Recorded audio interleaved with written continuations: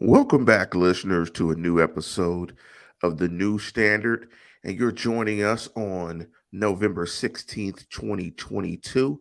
And as always, I have my partner in crime to my left. What's up, Neil?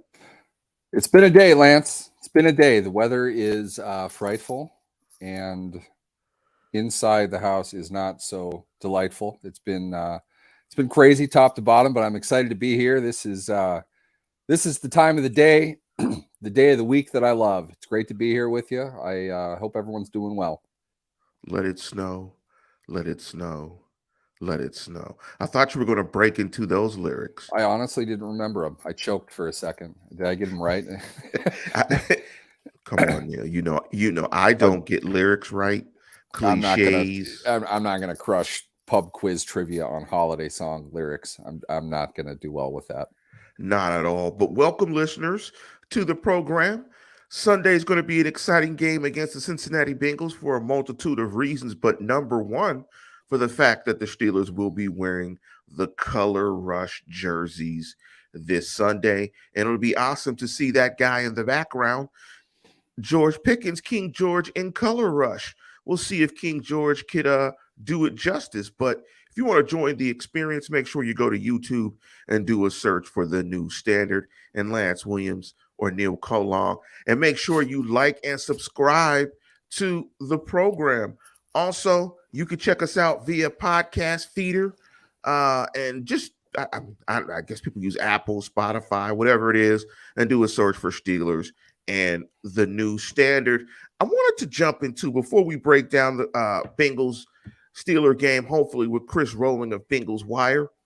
I wanted to jump into the main topic of this show. We kind of discussed it a little bit. What's up, Big Mel? What's up, Ennis? What's up, Robert?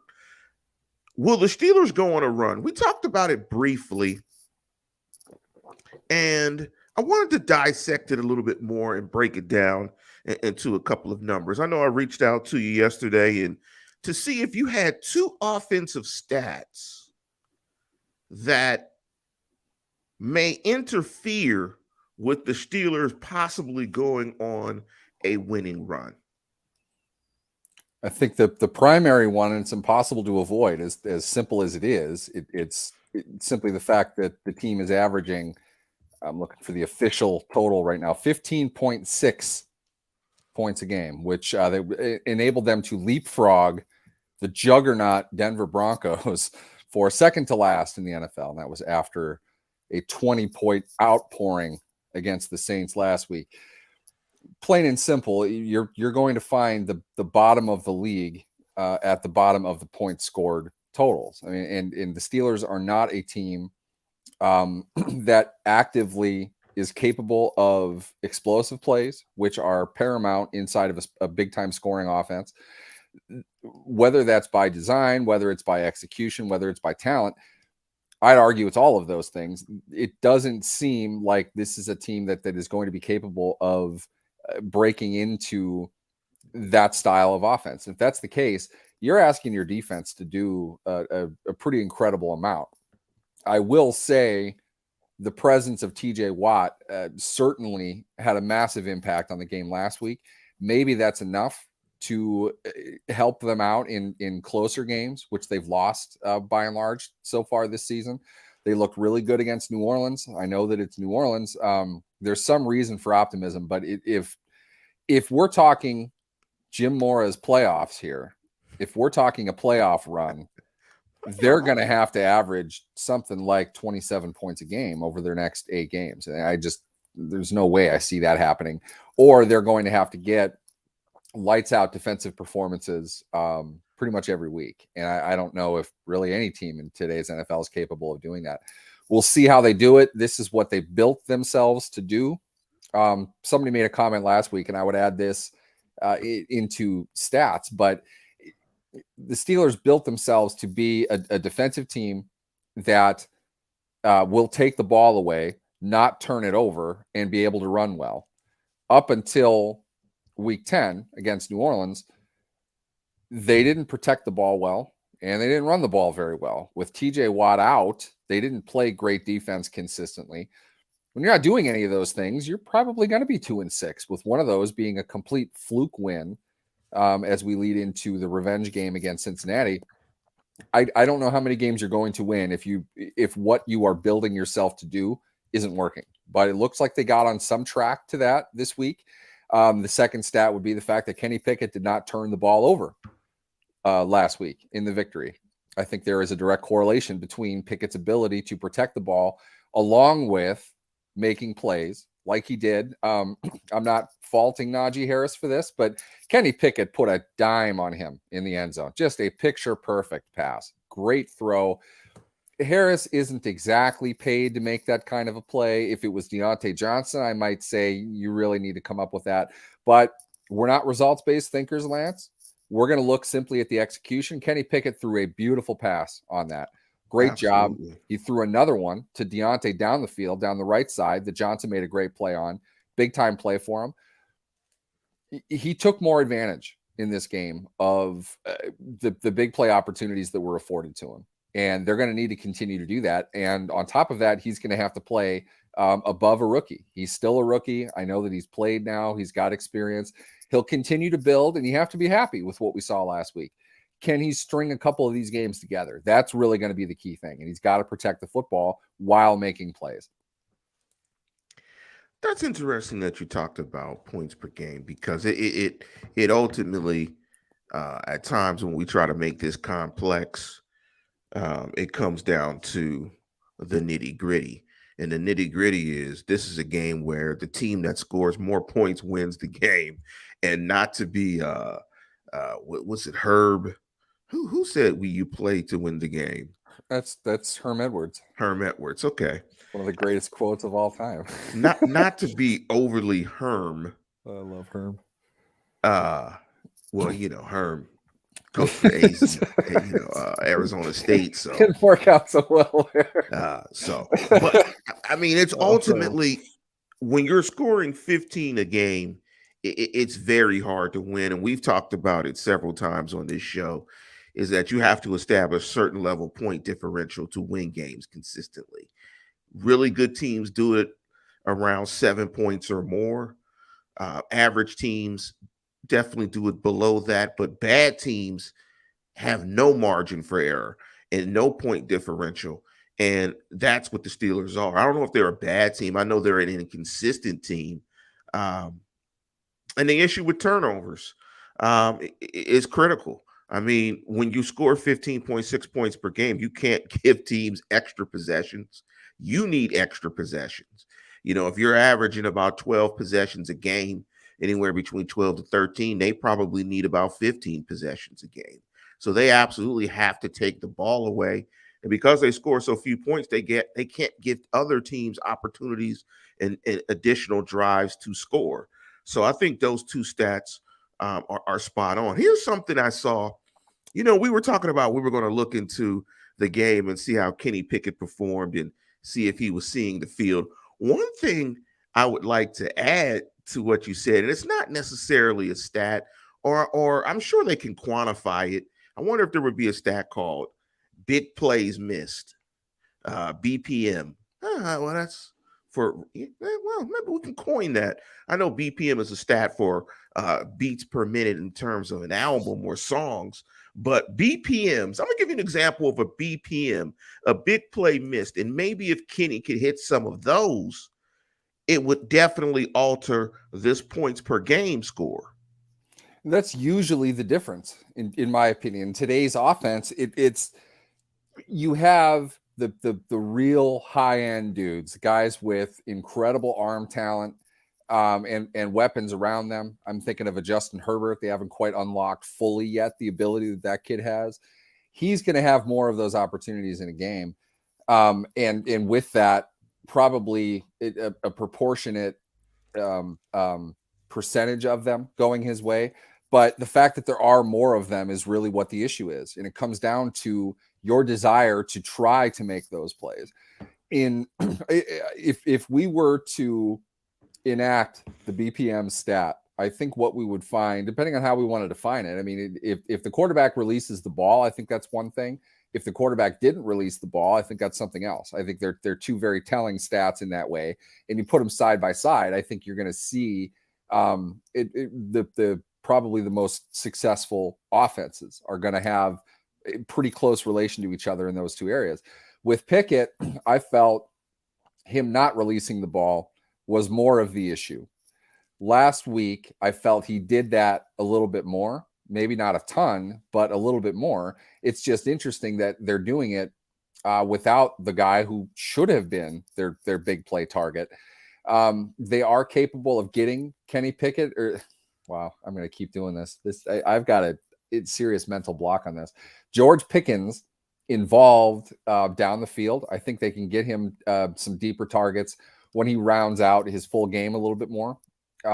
These things will build, they'll improve, but it's going to come to a point where Pickett is going to have to release the ball. He's going to have to try to make those plays. And unfortunately, when he did, early on in his tenure, it kind of resulted in turnovers pretty frequently. But he's got to get sharper, and he's got to be able to make bigger plays. He's got to put his guys in position to make plays. I felt he did a good job of that against New Orleans. I think they could do more of it. Granted, you're running that well, you have that much possession, you run that many plays, you're probably going to be able to look down the field a little bit more. But let's keep in mind, this is probably a 20-point win if the Steelers have a kicker. The poor Matthew Wright, I thought anyway, and I said on this show that his career was over. Nope, he's coming back. He's gonna kick again at Heinz Field this week. Get your popcorn ready. It should be an offense that really set a statistical standard last week. And I think that is because they increased both their opportunities, which is they saw something down the field that was there, and their execution. They actually went for it, they completed it, and it worked out. They didn't turn the ball over doing it. The stat is valid for this team, and it is going to be critical if they want to string wins together. If they, as Mike Tomlin would say, if they want to stack wins, they're going to have to execute on a lot more than they have been to this point. And I know I sent you a message. I don't know if I sent you the message yesterday. It was funny when I was looking at the all 22, and it's interesting that you talk about him not throwing the ball, him being Kenny Pickett. Peter Piper picked a peck of pickled peppers. How many? Well, Peter Piper something and put it on the screen. Yeah. What's wrong? The first play of the game illustrated that. If you guys are interested in it, go look at the all 22 on the first play of the game. Deontay Johnson is open for a touchdown on a go route. He runs at least 2.5, 3 yards past the corner. If he just looks in that direction and throws the football, it's 7-0 first play of the game. And, it'd be interesting to see and what the staff would say, how many opportunities they've had like that, where it was schemed up correctly.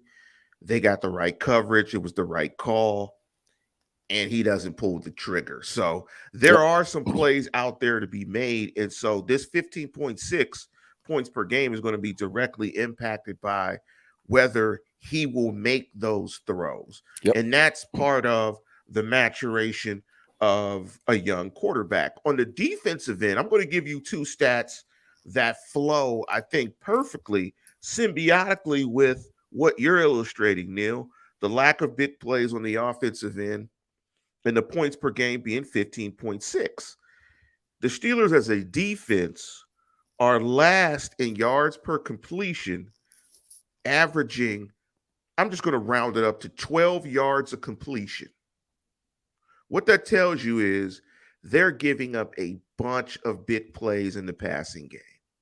And I don't know how much they're giving up. I would surmise that they're probably giving up close to 25 a game, 25, 26 a game. If anybody has that number out there. Flat a game. 23? Yep. And that's coming off a game they just gave up 10. So that we're not far from your number. So they're down a touchdown on average. Absolute, which means that's not sustainable to go on a run. And part of that is because you're giving up 11.9 a completion. Now, some of that is due to TJ Watt being out, the pass rush being negatively impacted by his absence, Minkah Fitzpatrick being in and out of the lineup, the corners being in and out of the lineup, Ahkello Witherspoon not really playing for a majority of the season. And when he came back, he got absolutely toasted by Philadelphia, and you really haven't seen him again. And so there's been some up and down play with the secondary. The pass rush has been inconsistent, but it'll be awfully hard, especially going into a game against the Bengals. Although, and correct me if I'm wrong, if Jamal Chase is playing, I think he's still out, correct? He's out. He's out. Another 2 weeks, I think. Even with Chase out, this still is an offense that will take the big play against you if they catch you in the right coverage. Joe Burrow is not bashful or shy in terms of trying to throw the ball down the football field. So the yards per completion number, the Steelers are giving up 12 yards of completion, which is dead last in the National Football League. Pretty bad. And that's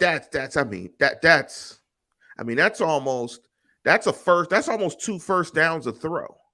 Let's keep in mind too, that stat would not reflect overall defensive performance, but put that stat next to the 17 sacks that they've gotten in 9 games.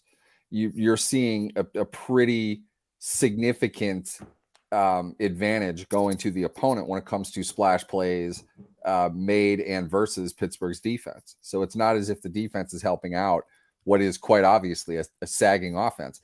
They're getting big plays. Pittsburgh is not. That's really what this comes down to. And you see it on both sides of the ball, just like you illustrated. I mean, and until that improves, it's going to be pretty tough. The other stat that couples with the yards per completion is the yards per attempt. I mean, they're 28th. I mean, in 7.3 yards per attempt. So teams clearly are looking at the film, these stats, and saying, we can get at these boys. There are some big plays to be made. And because the pass rush is inconsistent, when you talked about the 17 sacks, because the pass rush is inconsistent without TJ Watt, they're like, we're going to take our chances as well. Like they're giving them up, and we're going to take our chances, and they're not going to turn us over. And they got a rookie. So everything is kind of trending in a way in which they're setting up the perfect, I don't know if it's the perfect meal or the perfect timing, the perfect, where they're not explosive. They give up explosives. They're not turning it over. And so it's a perfect recipe for disaster for you to lose games. And so with all that being said, that's why I asked Neil, will the Steelers go on a run? Because first of all, what do you consider a run? Is a run 2 in a row? Is it 3 in a row? 4 wins? If it matters, I mean, I think 3 is probably a fair number to say that you really put things together. I think you can get to, with the combination of poor opponents, back-to-back home games, and the ball bouncing your way the right way a couple times.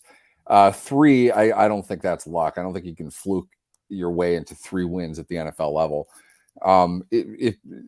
I want to point this out, and I don't remember where I wrote this down, but it's a manual stat. I know Chris Adamski of the Tribune Review is big on this as well. I believe Mike Tomlin's Steelers team have gone on a 4-game winning streak in all of like the last 10 seasons or something like that.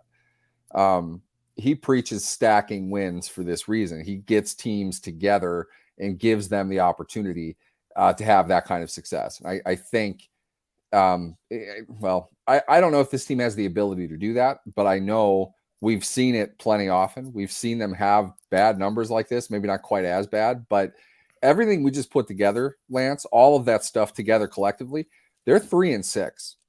You'd think that'd be a lot worse. Now, I'm going to say flat out, as I have said all season, that win against Cincinnati in week 1 was as flukish as you're ever going to see. That was just nonsense. It's a win. It's great, but it wasn't really, it shouldn't have happened. It just shouldn't have.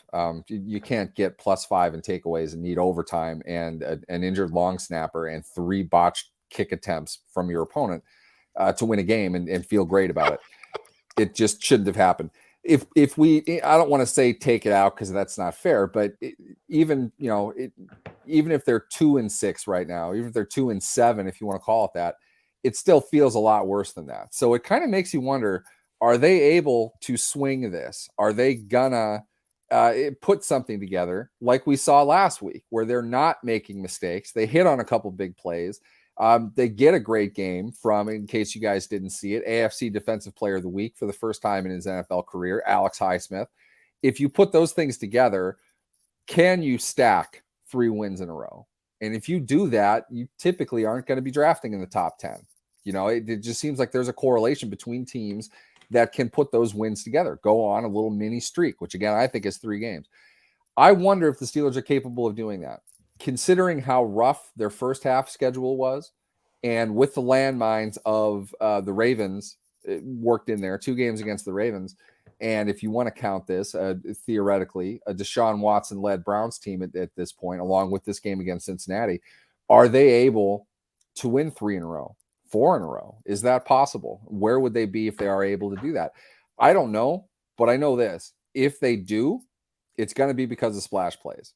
And they're going to make them on defense, and they're going to be able to prevent them a little bit better defensively when you have a better pass rush in there. Will that happen? I don't know. I mean, we're going to have to find out, but that's what they're up against. Now, it's funny you said 2 things that I took away from that when it comes to stacking wins. One, that you thought that stacking wins was 3, which was an interesting number. But the other 2 things you said was a poor opposition and back-to-back home games, and being able to win back-to-back home games. And it's interesting that you say that, because this would be the back half of their back-to-back home games. And by the way, this game has been flexed to 1:25 p.m. Pacific time. Please do not forget that. So the game has been flexed. Make sure you check that out. It is at Acrisure. And so this is the back half. So if they could get this win against Cincinnati, a division opponent, this back-to-back win, all of a sudden, that other criteria that you're talking about, poor opposition, presents itself when they get to travel to Indianapolis and play the Indianapolis Fridays. And then they would travel to Atlanta to play the Falcons, which is another, not a great team, not a bad team, an average team. And so quite possibly, you get this win against Cincinnati, maybe you can go beat the Indianapolis Fridays, then beat Atlanta. All of a sudden, you've stacked 4 wins together. And so when you get to that back half of the schedule, when you play Baltimore, Carolina, Vegas, Baltimore, Cleveland, maybe you lose the Baltimore game and you win the Carolina Vegas game, because Vegas is a mess, Carolina is a mess. So I think this game, in terms of talking about stacking wins and will they go on a run, is really critical, because I could see them winning 4 in a row if they're able to win this game on Sunday, which will be key. So it's going to be interesting. And I think, and when we talk about this game, the big name that comes up, and we talked about it a little bit, was Jamal Chase, and having a chaseless Bengals squad. And how much does that impact this game, in your opinion? And we've seen that the Bengals have still had some issues with their pass protection. We know that this first game was really about the Steelers getting tons of pressure on the Bengals and turning the Bengals over. What's your thought about this Bengals offense and what it's looked like since Jamal Chase has been out? It's Jamar Chase, first off. I tried to correct you the first time, and you just kept doing it over and over. Me personally, I think Jamar Chase is one of the 5 best wide receivers in the game. I think he's one of the 10 best offensive players in the game. His absence is significant in any way. Joe Burrow is an excellent quarterback. He's coming into his own. He's going to eventually prize protection, probably above anything else. Right now, he doesn't do that. I think Chase's ability, especially down the field, might play into that kind of Superman bravado that he has a little bit. He's basically he wants to play the game like Roethlisberger, drop 7 and just wait. Protection be damned. It doesn't matter. I'll get rid of the ball when I have to. If I get sacked, I get sacked. It's not a real good attitude to have week in and week out.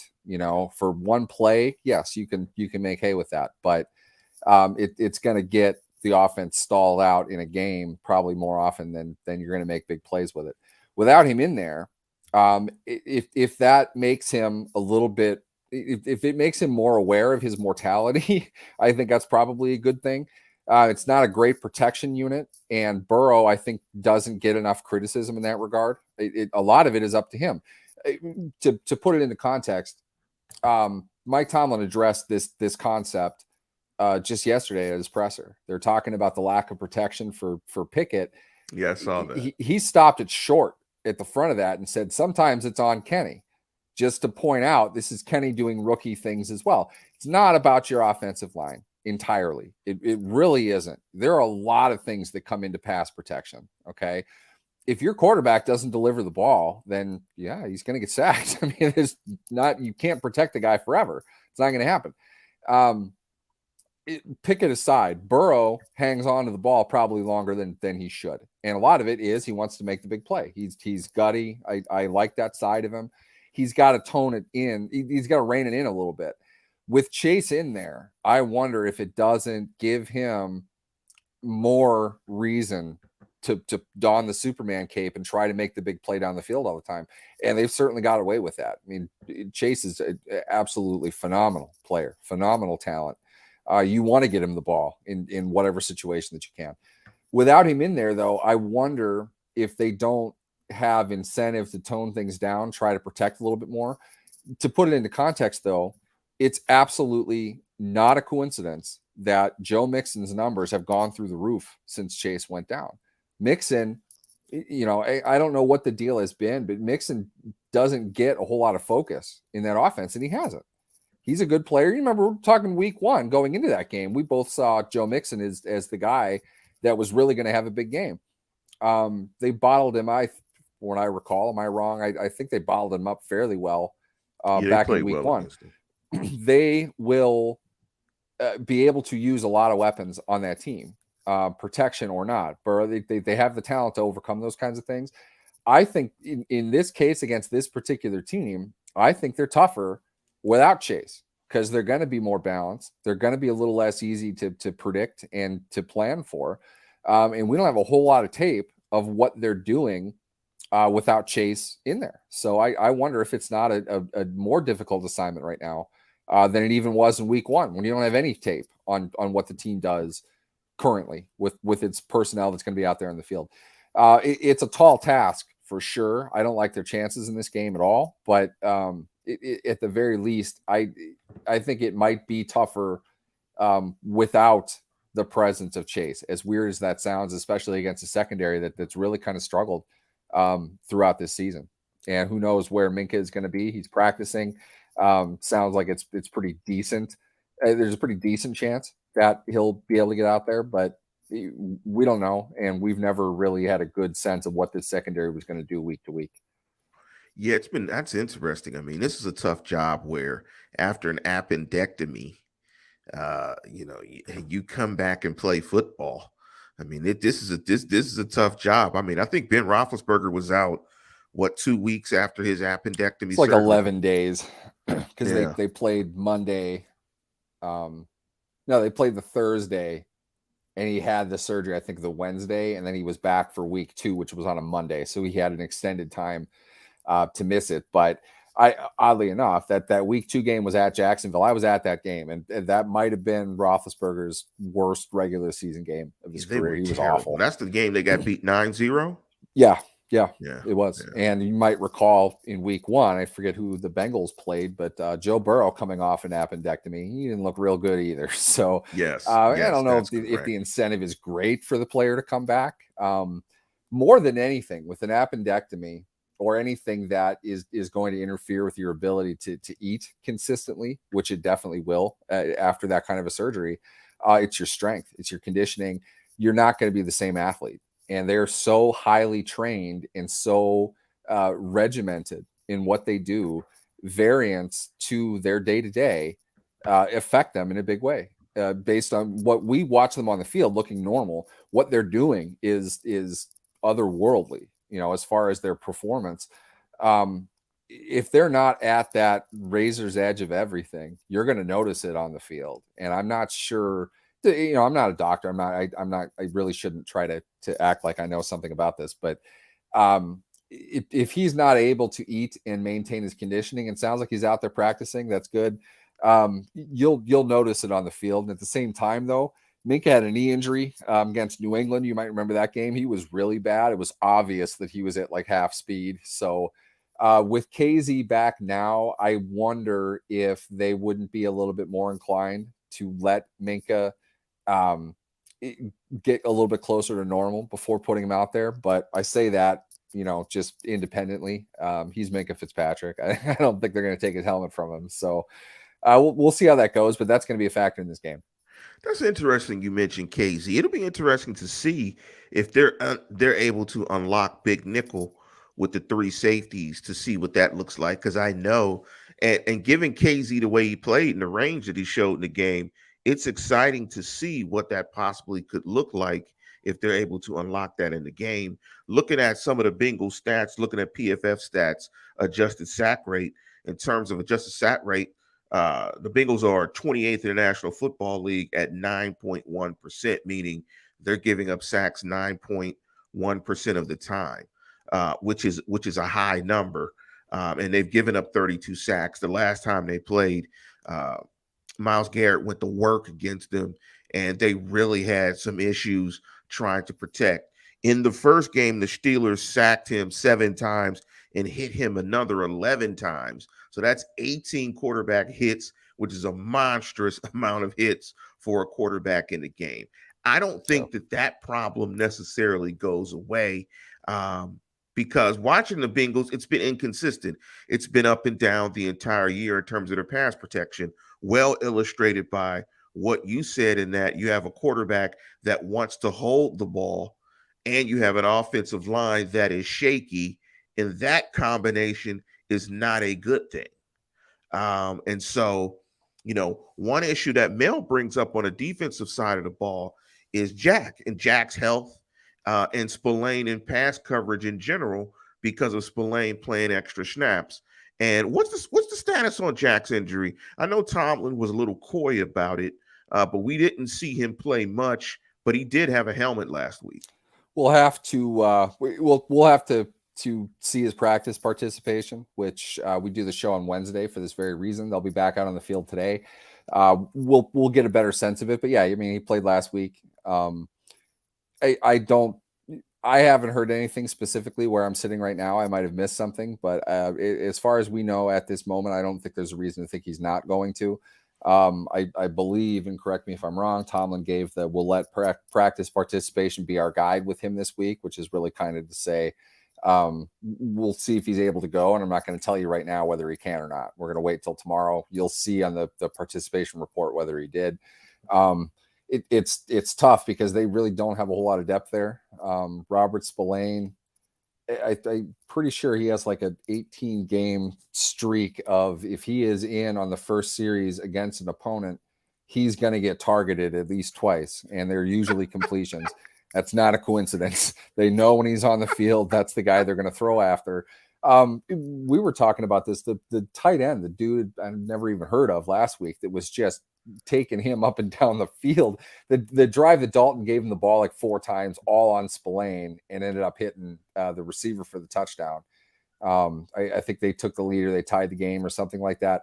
I forget the tight end's name, whoever it was, but Spillane was on him a lot, and he got absolutely brutalized that entire game. The more Spillane is out in passing situations, the harder it's going to be on this defense to stop those chunk plays, because really it's Spillane's so far behind hit the guy on the move and he goes for another 8 yards. Yeah, Minka has to come in and make the tackle. So they're in a tough spot. We know that they're in a tough spot. They've been thin at inside linebacker for seems like 7 years now. They're gonna have to figure out a way to finally address these concerns and not draft a Buddy Johnson anymore and not try to save money on Vince Williams. They're going to need to find guys that can play, and they're going to need to be legitimately three deep and not have it be a cost related measure for once. Could you see them in this game? Speaking to that point, before we get into our predictions, because I know you got to run, could you see them drop Edmonds closer to the line of scrimmage, be closer and be in the box with Devin Bush? You play KZ, you play Minka, and you put out, your best assortment of corners. You put out either three or four, doesn't matter at that point, and you play maybe three up front. Could you see Edmonds playing closer to the line of scrimmage as a box player in this game to kind of handle that issue and trying to hide Spillane or get Spillane off the field, period? If it gets Spillane off the field, yes, absolutely, I could see that. If it's not an obvious absolute run down, it's hard to have Spillane on the field. And teams are even eschewing the idea of, we'll run the ball in the obvious run situation, but Spillane's on the field. Let's just throw at him because same result. We'll be fine. Edmonds with KZ back there, and we saw KZ playing up and back. And we've seen Edmonds do a lot of that. I think there was the one play, this might be my favorite play of the year so far. I think it was Edmonds that jumped. He must have jumped 60 inches off the ground. 20 feet off the ground. Tipped the ball that unfortunately was still going toward the receiver, but got a good paw on it. And it came down, and then KZ knocked it away.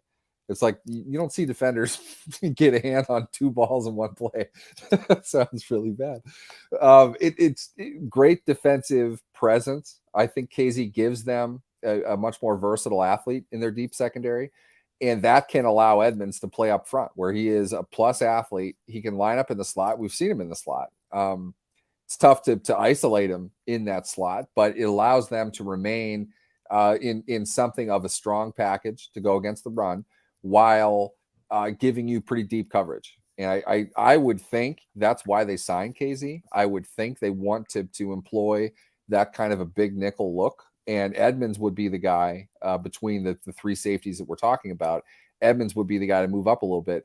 When I say move up, I think it's probably more challenge the slot more so than line up with Bush and Jack. But who knows? I mean, we said at the beginning of the year, you remember this, the one thing this defense, when healthy, is going to be able to do is be versatile. They're going to be able to line up in a lot of different ways.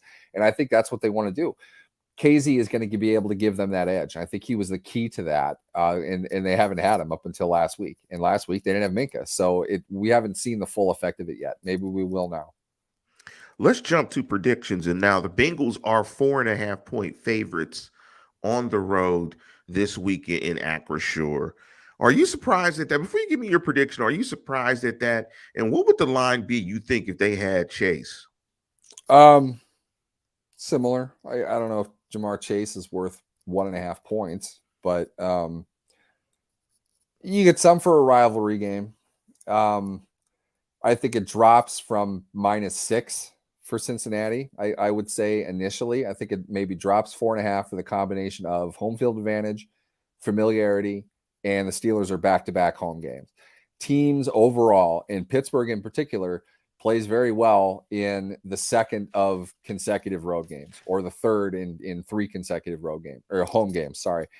When they're comfortable, when they're used to what they're doing, when they get in more of a rhythm, it seems like they come out and play really well.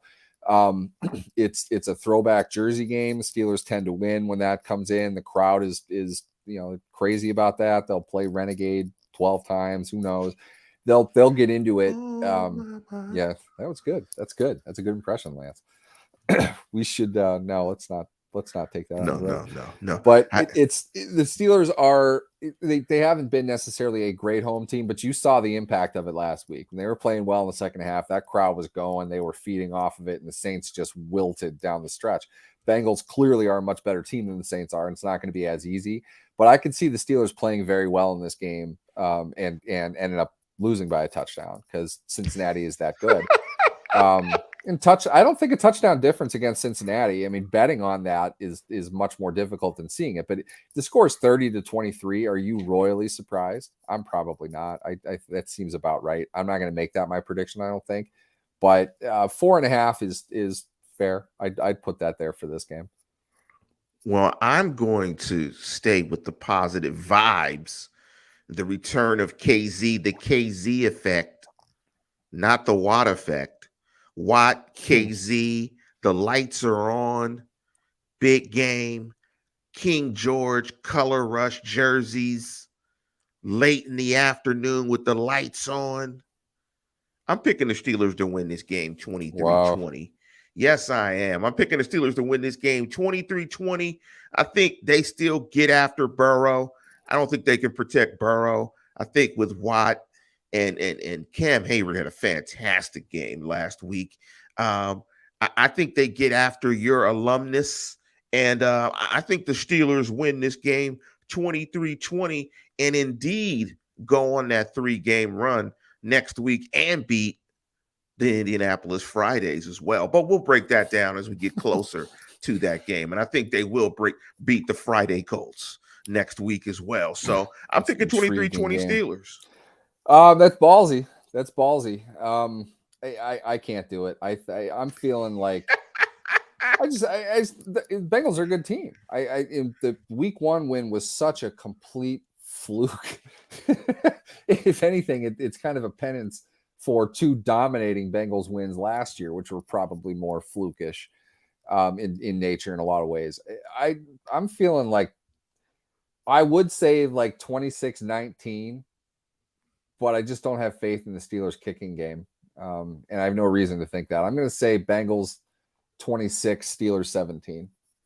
You think Matt Wrong is not going to get it right? Well, he didn't exactly inspire me to feel that way last week. It wasn't even if we talked about special teams for a bit on the show last week. Mechanically, right? Oh my God! It honestly looked like they pulled a guy out of the crowd. I mean, he was not even close to what an NFL kicker needs. He was awful, flat awful. Like to the point, like you signed this guy, you're not talking about it. Is there something wrong with him? How is he out here right now? He didn't look right at all, and I'm not sure what the deal is. So they signed him back. Maybe it was something like that. Heinz Field's not an easy place to kick. The weather wasn't great that day. The field's going to get in worse conditions. They tend to want to go with the kickers that have kicked there before, that have, not a ton of people outside of Boswell have a lot of, and Justin Tucker have a lot of success at Heinz Field. So your expectations can't be great, but his approach, his follow through, everything looked off and nothing looked right. So you hope he can overcome that this week, but I can't bet on it. Not after. I mean, really, he should have missed all 3 of those kicks. They were low. He caught the middle of the ball, which is something like amateurs do. It wasn't a professional level job from him. The one that he made, I think it got tipped and still went through, but all 3 of those were blockable kicks. And that's one of them was on the snap, but if it's not on the snap, that's absolutely on the kicker. You've got to get that up. And that means you're striking the ball at a certain point. To miss that badly, think of it like this. You don't see a professional golfer step up and just chunk his drive 3 times in a row, like tin cup style. You don't see that because they have that skill. They have that ability. Some are a lot better than others, of course, but at the basic level, they're going to strike the ball more or less correctly. Maybe not ideally every single time like the best will, but for a kicker, it's no different. It's muscle memory, it's repetition. When you're that far off, something is wrong. And it surprised me that they were going to bring him back. I don't know. I was joking with somebody on social media yesterday. For the Steelers to get to 35 points, Wright would have to hit 3 field goals. And I don't see him, 30 points. He would have to hit 3 field goals. And I don't see that happening. In fact, I would say them scoring 5 touchdowns and him missing 5 extra points seems more reasonable than him hitting 3 field goals right now. And this is the worst offense in the league. So let's not even mention 30 points. They'd have to run 125 plays in a game. They'd have to get probably 3 takeaways that put them inside the 20, and they actually have to convert on those. What was your final score? You said 19, 20? I said 26-17 Bengals. 26-17 Bengals. So I'm picking the Steelers 23-20. Neil's got them 26-17. Mel had them 24-21. We got a couple of other predictions, 24-21. I think the Steelers get it done this week and go on a mini run. So I'm going to answer the question. Yes, the Steelers are going to go on a run. But with that, we're going to go ahead and get out of here. I want to thank you guys for hopping onto the program. Be safe. I know it's getting cold all over the country. Be safe. Make sure you start eating turkey early. So you wake up. By the time you wake up, you can check out the next show. But with that, we're going to go ahead and conclude the program. As always, tune in, tell a friend, and subscribe. Go Steelers.